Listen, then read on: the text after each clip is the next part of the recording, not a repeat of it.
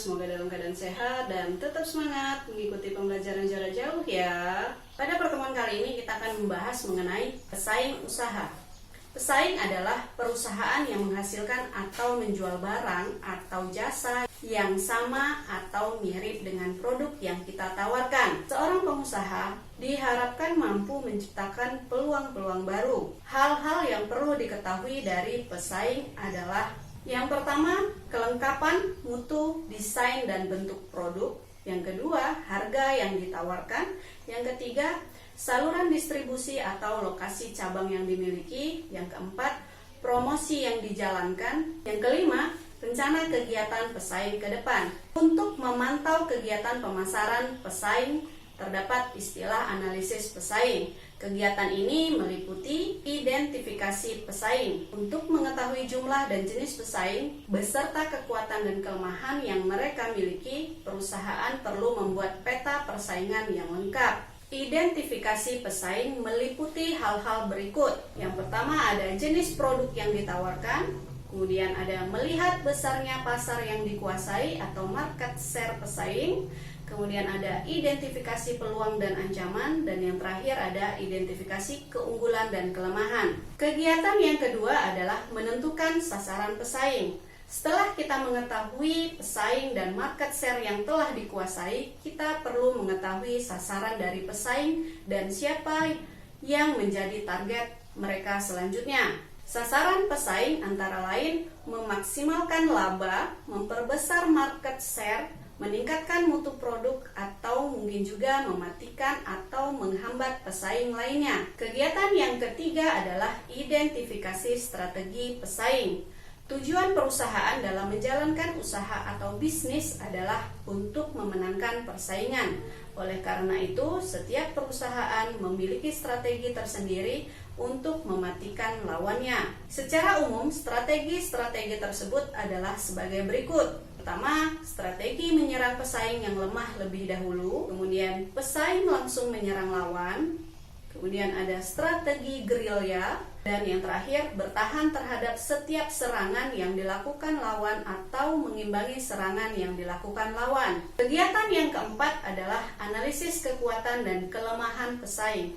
Sama seperti halnya dalam perang militer, serangan terhadap musuh dapat dilakukan setelah kita mengetahui seberapa kekuatan amunisi kita dan kelemahan amunisi lawan. Identifikasi kelemahan dan kekuatan dapat dilakukan melalui tahap-tahap sebagai berikut. Yang pertama, mencari dan mengumpulkan data tentang segala sesuatu yang berhubungan dengan sasaran, strategi, dan kinerja pesaing.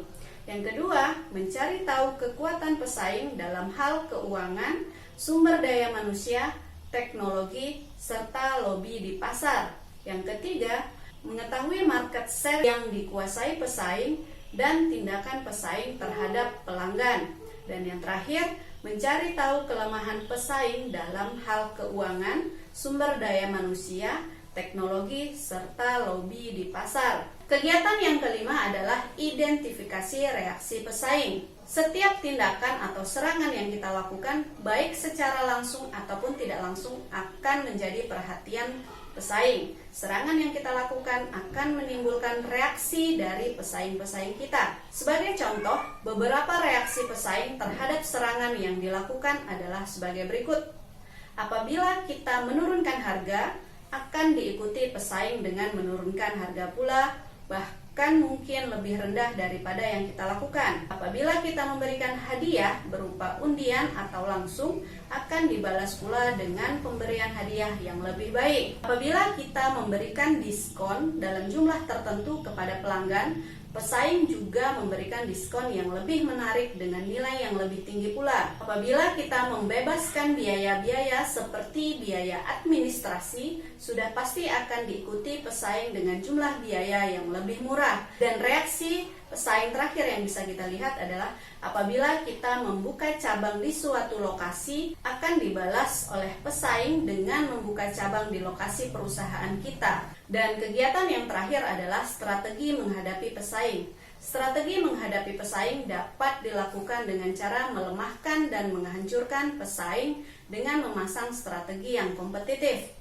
Strategi kompetitif dilakukan dengan melihat posisi keberadaan kita sebelum melakukan penyerangan. Strategi untuk menghadapi pesaing dapat dilakukan untuk posisi-posisi sebagai berikut. Yang pertama ada strategi pemimpin pasar atau market leader, kemudian ada strategi penantang pasar atau market challenger, kemudian ada strategi pengikut pasar atau market follower, dan yang terakhir ada strategi peluang pasar atau market maker. Untuk menghadapi pesaing yang semakin kompetitif, perusahaan perlu melakukan berbagai serangan ke arah pesaing dari segala penjuru atau dari bagian-bagian tertentu, seperti kelemahan pesaing. Tujuannya adalah menghambat gerak maju pesaing atau bahkan mematikan satu persatu yang ada sekaligus atau perlahan-lahan. Strategi penyerangan yang dapat dilakukan terhadap pesaing